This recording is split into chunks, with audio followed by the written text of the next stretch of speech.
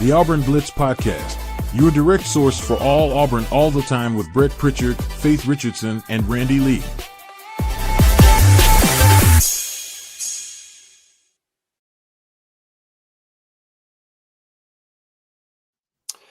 What's up, everybody? Welcome into the Friday edition of the Auburn Blitz. We're glad that you have joined us wherever and whenever it is that you join us each and every day here on the Auburn Blitz and making Auburn Blitz part of your daily Auburn athletic intake. The trio here to get your weekend started.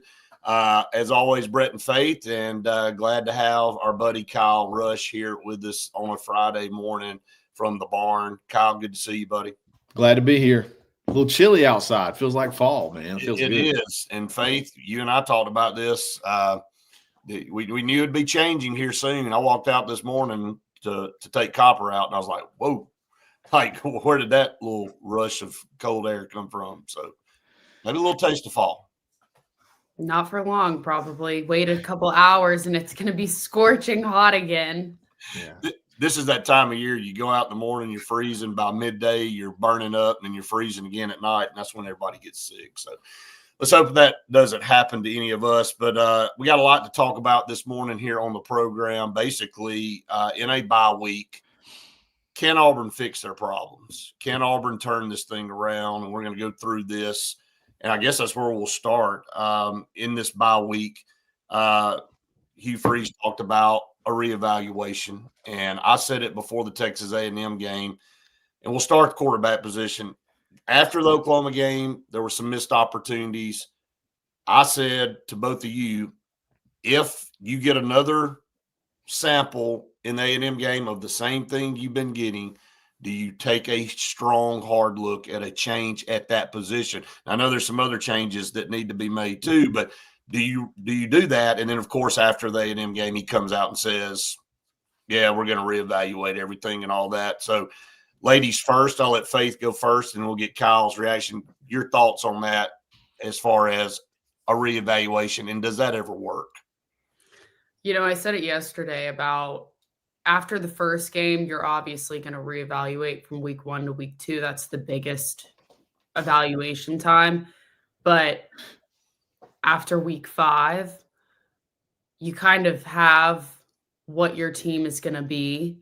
And the biggest change I think that you can make on this Auburn team would be changing a quarterback. I mean, you've got the offensive line where a lot of problems are stemming from, but you can't just go and switch out your whole offensive line, you know?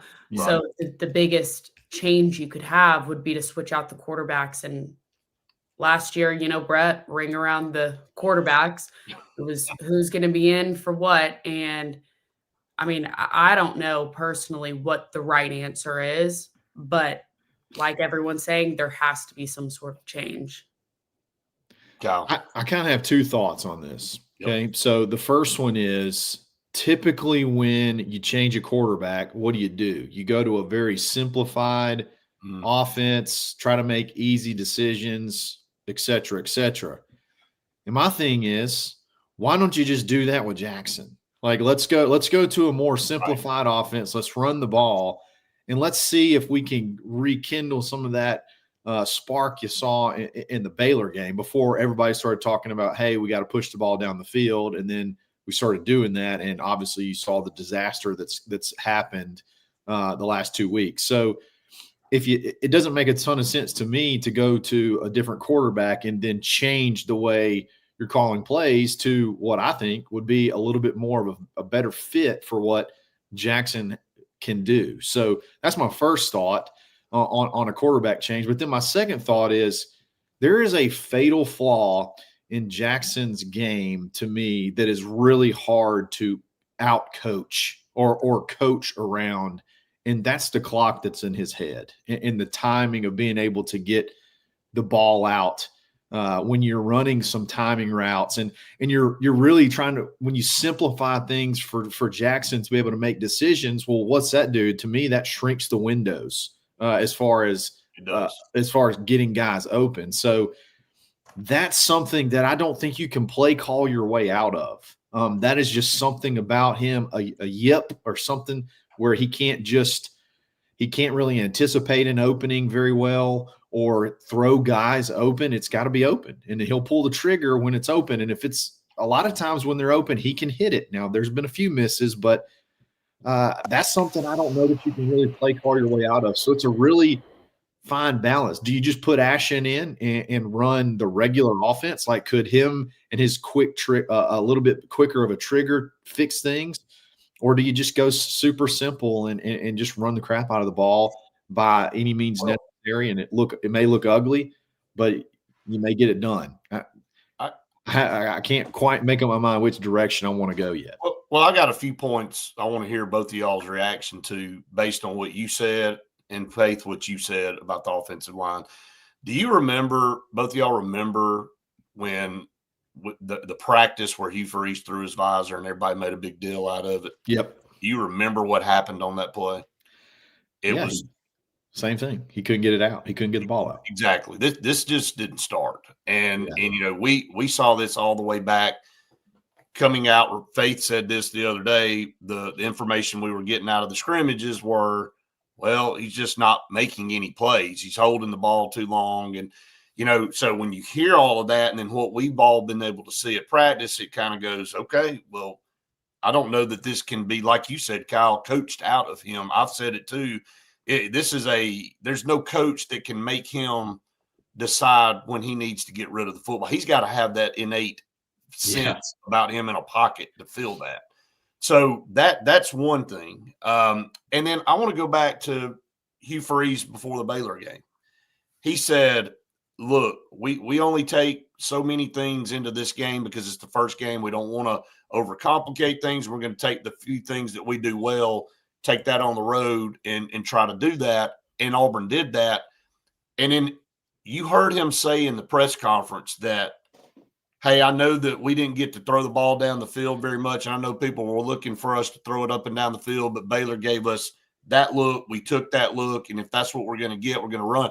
He said, yeah, it was hard. He looked at Jackson. He said it was hard for us not to throw the ball in this game, but we would have been dumb to do that. I think he's talked himself out of that game plan already because of people chirping. And I don't know if it's wide receivers in behind the scenes, because that night they weren't. They were fine. They were all happy.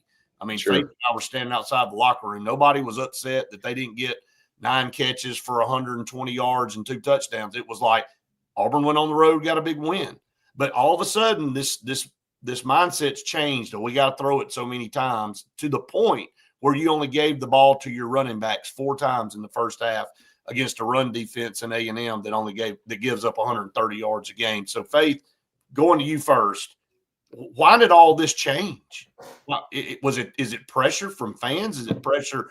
Is it his own internal mentality going, look, I know this is how we need to be doing it, but we got to throw the ball. We got to keep everybody happy. Is that why we're where we are? If it's pressure from fans, you've got a bigger problem coming. If you're letting the fans get inside your head like that, you're not going to last. And that's just the truth. I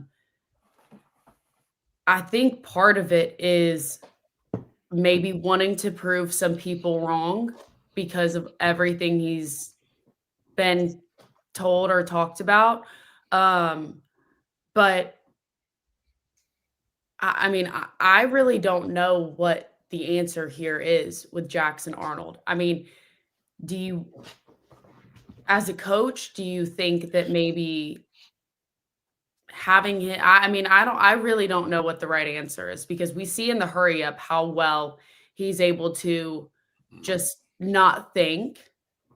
That I thought Kyle brought up a good point. I mean, you and I've seen it. Kyle, you've seen it when he's in the hurry up period, when he's not having to think and process a lot and he's reacting, man, it looks really, really good. And I think you brought up a good point of, why don't we run an offense more of that style rather than him having to drop back and survey the field and overcomplicate things if that's the problem? Yeah. So one thing about play calling a lot of times, not a lot of times, it's typically a reaction to what you're getting from the defense. Okay. It's a chess match. Yeah, exactly. But if you have a pitch count in your mind, like in other words, I got to make sure Cam Coleman gets 5 targets. I got to make sure Eric Singleton gets this many targets. When you have pitch counts in your mind, it takes the reaction. You're no longer taking what the defense gives you. You're trying to hit a quota. You know what I mean? Like exactly for guys. And I'm wondering sometimes if that's too much of what's going on in our head is like, oh, dang, I'm panicking a little bit because we just went 3 and out. I got to make sure Cam gets his targets. I got to make sure this happens. And it's not real. That's why it doesn't seem like there's much of a flow or much things building off things throughout a game, like running a play to set up another play. It just seems super discombobulated, like almost like he's got a pitch count or a quota in his head versus just running the offense. And then in turn, if you do that, I think the opportunities will come. Like if you just run a true plan, the opportunities will present themselves. Well, that's exactly how you design it. People are going to try to take Cam Coleman away. So how do you get Cam Coleman involved? Don't force the ball when there's 2 men on him and he's getting bracketed coverage. Run the football, make them stack the box and create some man looks that give him an advantage. But you're right. I think the mindset is skewed. And when you run a game plan like that, then you're not going to be successful. And that's why you're going, 3 and out so many times and not converting, because it's just, well, let me throw this mud up against the wall and see what'll stick. Yeah. If you ever play, I know if you have any experience playing college football on Xbox, like there's those no-brainer plays, and it's like I can go to those, but I want to try other things too.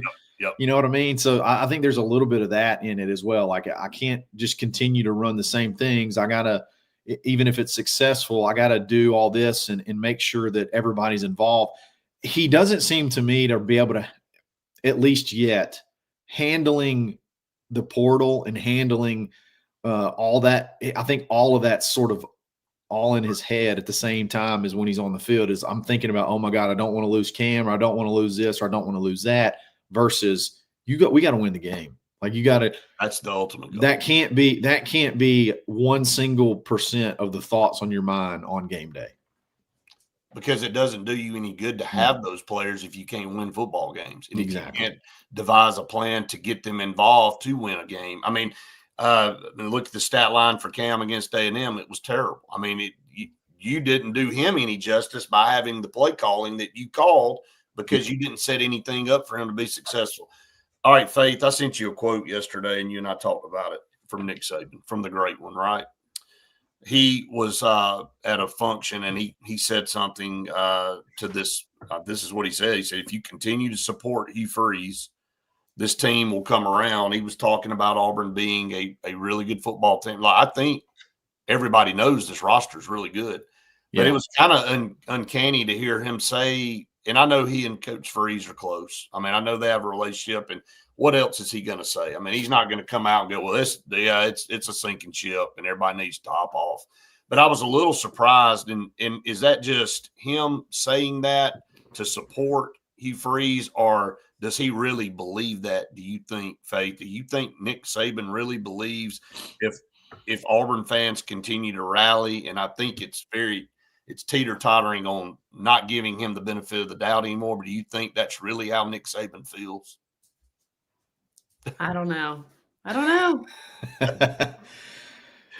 Kyle, what do you think? Well, here he does this. He says that a lot about a lot of coaches. He seems very anti. I think he dealt with a lot at Alabama. Like if he ever lost a game, like everybody would lose their mind. And he's very anti toxic fan or toxic fan base type stuff. So I think he truly means it. Now, I don't know if it's more emotional versus truly what he believes, or if he's just anti, going negative through 5 games. So I personally, you got the tools there, okay? And you've shown you can win when you have the tools in the past.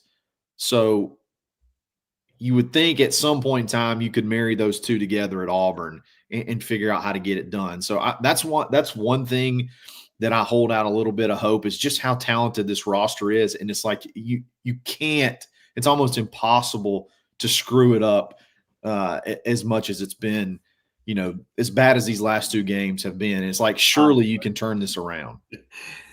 How many times do we say that I feel like I'm in the movie Groundhog Day. It's just just rinse and repeat. And it's just over and over and over. What are the realistic expectations for Auburn moving forward? What does this season look like now? We're going to look at that schedule, and we're going to get all 3 of our opinions on this. Mm-hmm. We're going to reevaluate here on the Auburn Blitz. Since everybody's reevaluating this week, let's do it. We all had our preseason pick, so I guess it's fair for us to reevaluate as well. So before we do that, we got some great partners we want to get to. Faith? Sensagreen for air that's cool and clean this fall during dollar days. Call Sensagreen for major discounts on HVAC repairs and installs, plus installation with Professor Greenbacks. Get HVAC smart at sensagreen.com through Thanksgiving with up to $100 off HVAC repairs, $500 off installation work, and $1,500 off a new HVAC system. Sensagreen with Carrier, turn to the experts. How cool are these coupons? Pretty cool. It's a little cool outside today, but that shouldn't prevent you from going ahead and getting that Carrier unit. Scout Program Management, a full construction management firm in Birmingham, Alabama, working with municipalities, educational institutions. They got a lot of massive projects going on that they're handling. Had a conversation yesterday with somebody about a potential project, and they said that company does outstanding work. And I said, yes, they do. They hold people accountable. When you got that much money on the line, you want to make sure things are done. And they're going to be on site daily to make sure the contractors are doing what they need to be doing. You don't have time to do that if you're running a school system or running a city government. So hire Scout Program Management. They'll handle your big projects moving forward. Bunkers in downtown Auburn. I read out some of the fun things that they have this week. They are going to be open on Monday, 10/6. So that's exciting because normally they're only open Wednesday through Sunday. But they've got great happy hour deals. I know they've got $10 pitchers. They've got $1 wings and $1 Jello shots. And I don't know where in Auburn, Alabama, you can find $1 wings anywhere else. No but go over to Bunkers. They've got 50 parking spaces downtown. So go ahead and just head over there. It's awesome. It is awesome. Hey, you think they heard us complaining, Faith, enough about not being open on Mondays? They finally said, look, we got to. Maybe. $1 Jello shots. That takes me back. Takes me back. I was just about to say it does take me back. Luke, I said that a little bit ago. I said that Saban and Freeze are pretty close. I mean, I don't think you want to throw them under the bus. And I don't know what you say. I don't know what you say pretty much to anything as far as being from a coaching fraternity. You don't want to throw anybody any shade. And I mean, you're not going to say, oh, the ship's sinking, whatever. So Tubbs said, can y'all name one player on offense that has improved since you arrived? Just one. I think Jeremiah Cobb's gotten better since he's been here. You're just not really utilizing him. Jeremiah Wright's gotten better. He signed with Gus. So there's a few. Connor Lou's a good player. Yeah. I think Dylan Wade better, though. Tate Johnson, you've been able to move him around. Yeah. But has that gotten better? I haven't seen him as much, but I mean, you put him in a different spot. No. So I mean, that's a tough question. If it's just talking about offense, obviously you don't have the great production to marry it. But I do think some players have gotten better. Again, I don't think it's about players getting better. I don't think it's about you don't have guys developing. I think you just have a mess right now all around between communication, strategy, a few quarterback issues. Like I think it's making this offensive roster look way less talented than it actually is. Kyle, I think you just said something really important. You just said it's not about improving. And that's kind of the whole point of the college level of moving up to go to the NFL and stuff. And that's why these guys want to come to a place to get better and develop and stuff like that. And that's something that we haven't been seeing. And if you're trying to get drafted. When we started before the season, we talked about having 6 potential draft picks on the offensive side. And if they're not getting developed in their senior year or even their 5th year, why would people keep coming to Auburn to play if they don't see a development? If you can't put it on the field, I completely agree. 100%. Like, what's the benefit? Do coaches just forget how to coach when they come to Auburn? I mean, and I'm going to throw this out there, and there was a stat I saw yesterday about Jake Thornton since he's been at Auburn. 102nd in the country in 23, 83rd in 24, and 133rd currently right now. Now, everybody had to go get Jake Thornton from Ole Miss, and then, Derek Nix, offensive, like Lane Kiffin pitched a fit that he left, and, he came over to be with you Freeze. And all of a sudden you combine those two guys and you get you Freeze, you're thinking, oh, man, this thing's about to be off the charts. Buddy, we rolled up to Kyle Field and put 3 points on the board. Now, again, I know they scored a touchdown, but that was all defense that set that up. 2-yard drive. 2-yard drive. Yeah. And if I was just hoping and praying we didn't find a way to screw that up. Yeah. Literally the first thought was when Atkins didn't score. I thought, well, we ain't scored. We're going to get down here and false start and be first and whatever from the 7. 7. Yeah, it's 7, and then it'll be a incomplete pass, and then we'll be staring at 3rd and goal from the 10, and all of a sudden you have to run McPherson out there to kick a field goal, and it's get you 6 points. So did score a touchdown, did run it in, but I mean, do people just forget? Is this amnesia?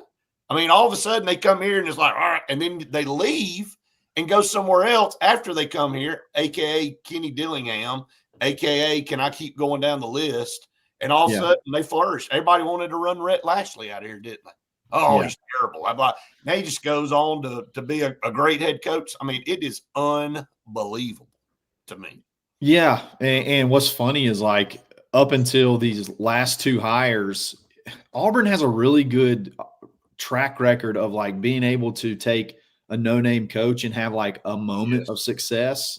Yep. But it's really hard to sustain it. And I don't know the answer to that. Like you look at ever since Pat Dye, I think you had 3 or 4 coaches in a row either went undefeated, played for a national championship, or won an SEC title. Like it didn't matter who it was, they came in and they were able to do it and do it pretty quickly. Right. But just maintaining that levels of success has been a struggle. It's been a struggle. And I'm with you. Like what's happening when not only coaches, but players, like Xavier Chaplin's a very good example.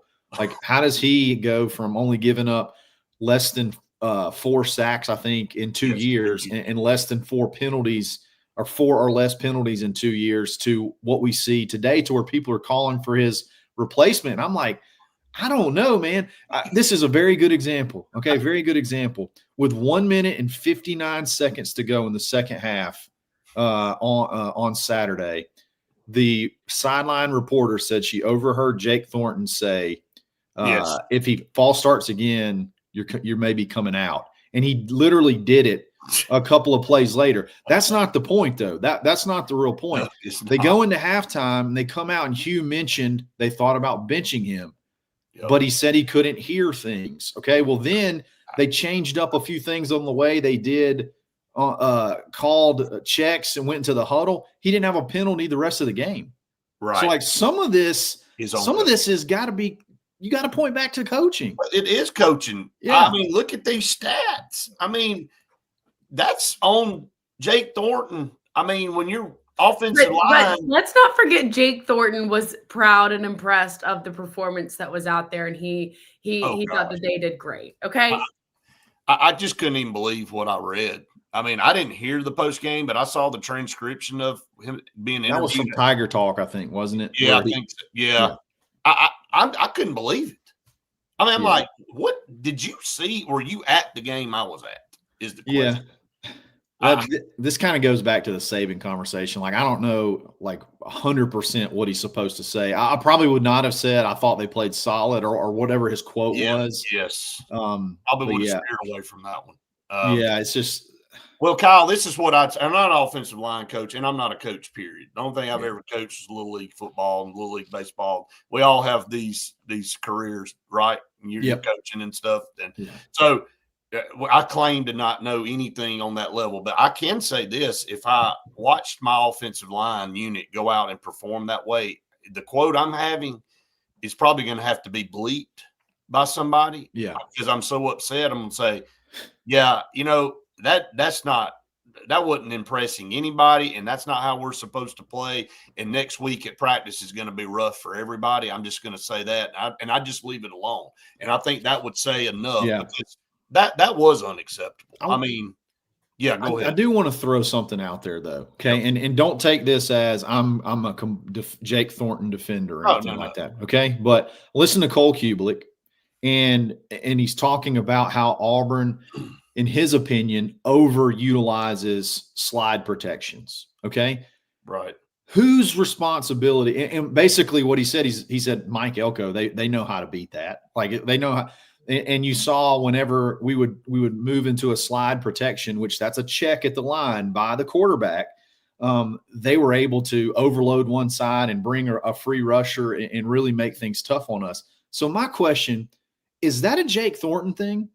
Is that a Jake Thornton thing on not necessarily? Is he much more than just how to execute what we're given to execute? Like Jake Thornton's job is to, hey, this is how we execute a slide protection. It's not Jake Thornton's job, I don't think, I could be wrong, to check into a slide protection when a slide protection may not be the best protection for that particular play. So sometimes I wonder if it's more of a Jake Thornton thing, or if it's more of our offensive design is putting our offensive line in really bad situations, particularly in passing plays. I want to lob that out there for discussion. I don't know that I 100% know the answer. I don't either. I mean, again, things go together. Each unit has their responsibilities based on what play call and the assignments and all that. And on the surface, for fans and us and the media and all that are watching, all we see is, oh, there's big holes in the line and nobody's getting blocked or whatever. And you don't really know what all goes into that and why it happened the way it did and what was miscommunicated and what wasn't. So like who comes up with the snap count, like the clap cadence? Whose idea is that? I don't think it's Jake Thornton's. You know what I mean? But it's Jake Thornton's got to be the offensive coordinator. Yeah, but Jake Thornton's offensive line is the one that's false starting because we can't hear the snap count. So that's overall coaching in a room together going, look, we can't do this anymore on our side. If you want us to be successful and be able to execute what we need to do, then we need to get away from that. So that's a communication issue amongst the offensive staff. Yes, I completely agree. And he's bearing a lot of the brunt right now. And maybe some of it's deserved. I'm not going to say he's completely innocent. They got to play better. But or he's got to stand up and say, we can't keep doing this. Y'all are putting us in bad positions and we got to change something. So it can there be that level of accountability, or that level does he have the guts to stand up and say, we got to change something here because y'all are putting us in bad positions, and in turn it's putting Jackson in bad positions, and in turn we're just, our offense ain't working.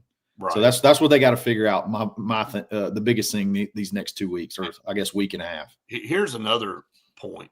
If Auburn had snuck out a win, somehow utilized the gift that Texas A&M was trying to hand them. Yes. Twice at the end of the game. Would it have changed anything? Would we feel better right now going into this? The record would be better. You've split the games on the road. You're going into Georgia, but the same problems would still be there. I mean, could this end up being better for Auburn, that this kind of happened the way it happened, and you go into an off week and you're heading into Georgia? Faith, I'll let you talk on that. Yeah. It could actually be a silver lining to this instead of smoke and mirrors. Yeah, no, if Auburn had won, we'd still have the exact same problems. We'd still be talking about it. We would say that it was an ugly win and that maybe not that we didn't deserve to win, but that maybe it was just an ugly win. And I would even give Jake Thornton a little bit of a pass on his quote after the game if they had won. Yeah. They have not. Yeah. And so to me, it's unacceptable to talk like that about your group. And Just don't say it was good. And I love my group's intensity. I love my group's effort. I love my group's preparation. They battle every single day to help us win. So I have no complaints on that end. On the effort. I'm not sure that, like, there's times out there it doesn't look like there's a lot of effort too. And again, I'm not just sitting here throwing darts, and we can stay on this forever. But I just think that after that loss, after again another massive sack game, a lot of penalties, you don't come out and say you're really happy with anything. You come out and say, we got a lot of work to do, and we're going to go back to the drawing board and we're going to fix some things. It's just a better way to say it. And again, everybody has their own way and whatever. Let me ask one thing. Auburn talked about going in and running the ball the whole game against Texas A&M, right? Yeah. He mentioned they got to run it better. Yeah. So we talked about how they were susceptible to the run for sure all week. I think so Jake Thornton also said when you're in situations like that at the end of the game and the whole world knows that you're passing the ball, like this is the best league in America. It's one step down below the NFL, whatever. I mean, I know at the end of the game when Auburn had the chance to go in there and maybe win the game twice. Mm-hmm. I mean, you would think, though, that the way that Auburn was wanting to run the ball the whole game and still didn't even do that. Yeah. That Coach Freeze said in the presser that we were at, Brett, that we have to commit and stick to the run game and stuff like that. Right. It just sounds like there's a lot of people not on the same page. Am I wrong? Well, that's been the theme, I think. That's kind of been the theme of the whole year. And one thing I know we're picking on quotes, and it's sometimes you don't say what you mean all the time. But one thing I wish Hugh would say when he talks about we should commit to the run, I wish he would say I need to commit to the run, because he's the one ultimately calling the plays, and that would make me feel a lot better. And it is his problem, Kyle. Yeah. I think it goes back to what I said about the Baylor game. He has a heart, even though that worked, and I could not have been happier walking out of that stadium thinking, man, they took what the defense gave them and they exploited it and they won the football game.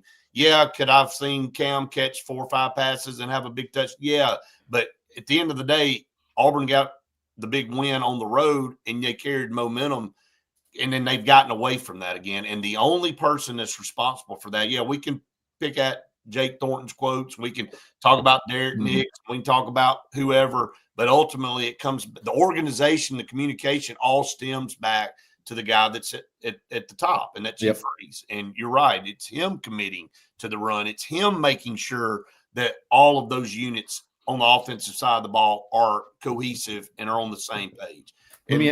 Yes. Yeah. No, go ahead. I want to ask you a question kind of about your previous question. Yep. If we lost the game 35-32, how do y'all feel going into the rest of the season? Don't worry about the score, like how we got. If we score 32 points, we lose 35-32. How do you feel about the rest of the season? You can score points. You can at least score an offensive touchdown that isn't set up just by the defense getting there. I would have rather have lost 35-32 than won 17-16. No, I would have too. And I said this, you can go back and find it on a previous podcast. If you go on the road or you play at home and a team beats you, both teams are playing. Okay, let's look at the let's look at the what game was it last week? Wasn't the Georgia Alabama game, but there was a game either last week or the week before where teams were just going back and forth, and they were scoring, and it was like, hey man, this is just a good football game. Yeah, and somebody's going to win this game or somebody's not going to make a play at the end, but both of these teams are playing well and they're in a groove, and it's a good football game, and it's going to suck that somebody has to lose it, but somebody is. Now, the pile of mess we saw at Kyle Field, are both like, I pissed some Texas A&M dude off yesterday. He felt like he needed to comment and go, well, y'all are just still eating on that L we gave you. I'm like, well, buddy, let me tell you something. If you're proud of that effort that you have, that's why you have no trophies. Like this is for the money and everything that you spend, you have nothing to show for it. So yeah, if you want to brag that y'all beat us, congratulations. That you're right. The style in which you play and the style in which the game ends, I'm with you. I would much rather say, man, we put the ball up in the air and on the ground. We were balanced. And we had a great offensive game plan, and we didn't make any mistakes. And Texas A&M just outplayed us at the end. They beat us, and vice versa. If we'd have won that game, that's not how any of us felt walking out of that game, because you knew how poor both teams had played. Yeah, you feel it once again like you lost the game, not you got beat. You feel like you lost it. And Auburn has 2 weeks in a row. They have. They've lost the game because they had the ball in their hands with a chance to win with substantial time and can't even get a first down. They forget a drive. They can't even get started. It's tough. And so, it's tough. All right. So before we get off, I want to go through a reevaluation, and I want to look at this. The schedule moving forward. Of course, obviously you've got Georgia coming up next Saturday. Then you got Missouri at home. And then you got to go on the road to Arkansas. Kentucky home, and then you got Vanderbilt, who, man, I'm telling you, we all kind of looked at the season and said, man, could they be 5-0 going into that Alabama game? Yes, they are. That's going to be crazy. Then you got Mercer, and then you got Alabama, obviously, at home. So what's left, guys? I mean, we all said, I don't know. Kyle, what was your preseason prediction on Auburn? What did you say Auburn would do? 9-3. That's kind of what I was looking at. Faith, you and I said 8-4, possibly 9-3. If you could go on the road and split one of these games, which we have not split. So we're all kind of in the same ballpark. Is 8-4, 9-3 still attainable at this point for this Auburn team? Kyle, I'll go to you first. So if you roll out what you saw against Texas A&M, I don't know that 6-6 is attainable. So if you don't have some substantial philosophy changes between then and when you start to hit those games, right? I don't know that 6-6 is attainable. I mean, it's going to be tough to go to Arkansas. You got to go to Vanderbilt. You're not going to score on Vanderbilt if with that type of offense. But if you really do some soul searching and you can get back to that aggressive ground game like you saw against Baylor and then build from there, I think 8-4 is incredibly attainable. Missouri and Vanderbilt have got a ton of mileage off playing trash, beating trash. Go look at their schedule. Yep. Missouri's was awful. Their schedule, the 5 teams they've played have been horrible. Their one conference game, I think, is South Carolina. And South Carolina is just not who anybody thought they would be this year. And then Vanderbilt, they've beaten Virginia Tech and South Carolina, who Virginia Tech's already fired their coach. And then South Carolina, obviously, we just talked about them. So though they're very beatable. That 5-game stretch that we talked about at the beginning of the season, if you make some changes and you really get back to a coherent game plan that makes sense and you get all the quotas out of your mind, that 5-game stretch is still attainable in my opinion. But if you see what you saw, if it's no change and you're still going out and trying to throw the ball 100 times, I don't know that you can get to 6 wins. Yeah, I agree. A mix of that, and if we're starting behind the chains on every single first down, it's not going to happen. So Kyle, I agree with everything that you just said there too. And to me, the most embarrassing stat that I read this week is that Auburn could have spiked the ball on first and second down and been in better shape on third down than if they had tried to even run a play on first and second down. Like that is when you frame it that way, you go, man, there are more problems than you can really kind of dig into. There's a lot of, like you said, Kyle, multiple things, not just one thing that you can point to. There's all types of different things that have made this what it is. So, but I look at this schedule. Auburn's not favored against Georgia. I don't think they'll be favored against Missouri. They'll go on the road to a revamped Arkansas team. We're not getting the Sam Pittman coach team. We're getting a Bobby Petrino coach team. So that's going to be different, right? So that's an early kick. They'll score points. Yeah, that's an 11 a.m. kick. Sure you don't want to get on the road, Faith, on that one? After driving all night. Yeah. Then you got Kentucky, who's horrendous, which you got to think you'll be favored for that game at home. I don't know what the rest of Vanderbilt's schedule will be up until that Auburn game, but that's probably going to be a pick 'em at best there. Mercer, you win, and then you got the Iron Bowl at the end of the season, and it looks like Alabama's kind of hitting their stride and getting better and figuring some things out, but, they've still got some tough games ahead of them as well. So I look at this, and I see maybe 3 wins for sure that I would say if everything were even and Auburn played well, you pick up 3 more wins. That gets you to 6. Yeah. And then the rest of it's a coin flip at that point. I think that's fair. I mean, and that's kind of how I feel. And I just think you probably don't win those coin flips if you don't have some pretty substantial philosophy changes between now and then. So you took a schedule, and let's just play hypothetical here. You took a schedule that you felt like was very favorable because comparable to what's coming, this thing is this is the easiest it's going to get. Okay. Yeah. You got a revamped roster that everybody was confident in. You got some pieces in place. You felt good about it, and you're talking about 6-6. That hurts. That is one punch to you know what. Exactly. It's tough, man. It is. It's a tough pill to swallow. But let's see. It all starts now. Auburn beats Georgia next Saturday night. Mentality's totally different. It could be the first time in Lord knows when Auburn's beaten Georgia, first of all. And then number 2, you just beat one of the top teams in the conference. And now you carry some momentum into that Missouri game. And now can you get a snowball effect on a positive side where you go, get another win. Then you go to Arkansas, get a win. Now all of a sudden things look totally different, but you got to start somewhere. Man, if you matchups, I think from a roster standpoint, Georgia's so beatable.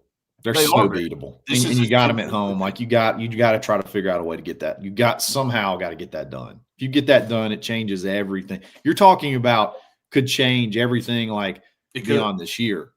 You know what I mean? Yeah. Like it could be a big one. That's how much is riding on this game. I mean, I totally agree with that. And I know we'll talk about that a lot next week as we head into that week. All right, a couple more partners, guys, before we get out here on the show this morning. We appreciate everybody and their comments and all that they've given us this morning. But Old Number One Customs, if you're looking for a bathroom remodel, kitchen remodel, whatever it is that you're looking for, they'll do it. If you got an outdoor living space that you're looking to build, they're the ones to call.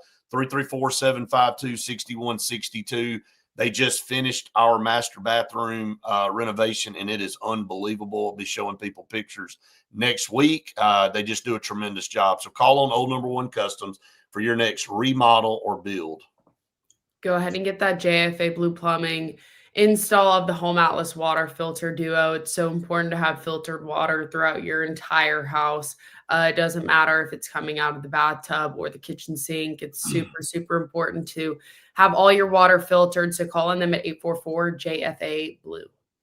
And Oliver Ross, if you've got any tailgating, fraternity, sorority, weddings, anything this upcoming fall, call on Oliver Ross to be your professional bartending service. It's super, super important to have bartenders who actually know what they're doing instead of hiring Brett, who's not capable of letting you go out there and serve drinks to you. So call on Oliver Ross. They are great. Well, Faith, I'll just say this: you have no faith in me, but obviously, MS You probably wouldn't be walking out. Probably not. You're falling over. But MS says we keep the faith daily, and I think that was a play on words. Yes, we do. We keep the faith daily right here on the Auburn Blitz. So, all right, Kyle. As always, great having you on with us on a Friday. And tell everybody what all great things you guys have going on with all the things that you're involved in. Yeah, man, go to thebarnauburn.com. That's our message board. We're talking basketball. We're talking everything right now, recruiting, football, all that good stuff. And then the Barn Auburn YouTube page. It's where all of our shows drop, multiple content pieces every single day. And Barn Auburn Podcast Network, wherever you get a podcast. You guys do a great job. Auburn Orange and Blue says 2 words, Urban Meyer. I don't know about that. So, he saw that AI article. He did. Yeah, that's another thing, man. We're in a day and age, you don't even know what's real and what's not. Yeah. I mean, it's just, man, you got robots writing articticles now. So we're not hiring Urban Meyer. Yeah, no. Breaking news. That is not happening. We'll go ahead and make sure that's pushed out right here on the Auburn Blitz. All right, guys. Faith, I'll let you send us out to a great weekend. Yeah, I hope everyone has the best weekend ever. And be nice to people. It's easier to do that than it is to be mean. So go out there and do some good things for people. Everybody have a great weekend. Everybody, we'll see you next week.